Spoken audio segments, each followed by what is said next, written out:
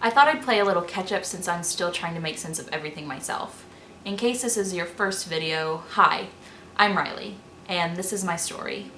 It all started when I moved back to my hometown after I dropped out of college. Eden Park is a sleepy village on the riverbanks of southern Ohio, full of charm, warmth, and apparently the supernatural. After coming across an old business card in my grandfather's abandoned house, my new friends, that's you guys, discovered that my late older brother Ben had been a member of some paranormal investigation ring called the FFC after calling a number on the card. It turns out someone had dibs on my brother's stuff and was answering messages on his phone. This informant warned my friends about the life my brother left behind and that there had been a particularly stubborn ghost living at my grandfather's shack before he died. Well, I found that out too, the hard way. The faceless ghost lingered for only a moment, but it made me drown in my guilt regarding the death of my brother. After some encouragement from my new friends and some soul searching, I resolved to finish Ben's case. Unfortunately, I had no way of doing that, so I waited for the informant who had all my brother's old stuff. Thankfully, he pointed us in a good direction. Scarlett is the youngest sister of the trio of witches who set up a shop in the antique district of town. Scarlett barely knew Ben, but she was able to help us out a bit with the ghost. She said that the ghost was suffering from identity theft and we had to return its memories to it in order to set it free. The informant found a filed obituary of my brother's that identified the ghost as Margaret Schaefer, a girl who died of heat stroke in the county asylum. The informant and you guys realized that there were holes in that theory though, while Scarlett and I went back to the shack to set the ghost free. It didn't work, and I realized that the ghost wasn't Margaret, it was her younger sister Kate shortly after you did. With Kate restored and Grandpa's house unhaunted, I was left to wonder about the new world of mysteries my brother was keeping hidden, though I didn't have to wait too long to get some answers. It started off as such a peaceful Sunday in Eden Park. Since you guys were so interested in the history of the town, I decided to take my camera down to Alexandria Point, the original spot where the town was founded. All was well until I got an interesting package in the mail. It had an old key and a note.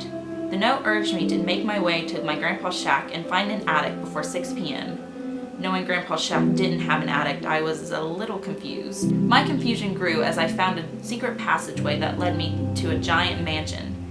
You guys led me from room to room, finding keys and making my way to the attic. As I unlocked the rooms, I also began unlocking my brother's memories.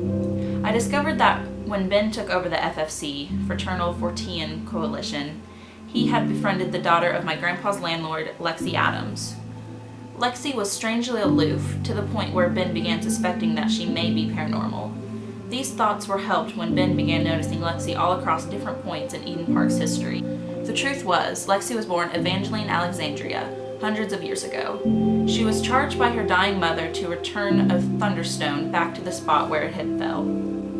Thunderstones are rocks that come from the sky and have special abilities, allegedly. Lexi's mother gave her the gift of immortality so that she could return the stone to Appalachia unimpeded. The spell would break when Lexi married a man who loved her for who she was, though that seemed unlikely as she became special friends with Gabrielle Adams, the youngest daughter in the founding family. Unfortunately, this happiness did not last. A local healer called the Squelcher bound Lexi's free will to an enchanted bell, and as the town flooded, Evangeline was sold into slavery and separated from the Adams family. Lexi escaped, and after many long decades, she made her way back to town. But Alexandria had been renamed Eden Park, and Gabrielle was gone. In the 50s, Lexi discovered that Gabrielle was still alive and living in Florida. Ben wanted to know why Lexi didn't go after her, but it turns out it's not that simple. Lexi took Ben to the town line and showed him. As she attempted to leave, her hand struck a barrier. Every supernatural creature in Eden Park is trapped, and so long as Lexi remained immortal, she couldn't leave. So Ben had an idea. Ben and Lexi married in secret, and that broke the curse. She was able to leave Eden Park, and as far as I can tell, she never looked back. Ben kept the house after their separation and locked Lexi's bell in the attic for safekeeping. Getting to the attic proved very difficult, as Ben's former house is guarded by Shadow. Shadow sounds cute, right? Well, actually he's a terrifying half-wolf, half-tea-kettler who has a heck of a growl.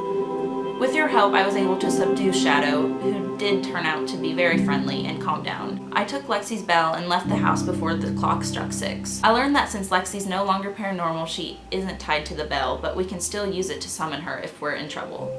With a new friend and several questions about my brother solved, I closed the case, pleased. So that's where we're at right now. Grandma's leg is still kind of busted, so I'm not actively pursuing a case right now, but you never know when they could pop up. You can follow my Twitter at rybread15 or my Tumblr, which you can find at escapefromedenpark.com. I'll keep you updated.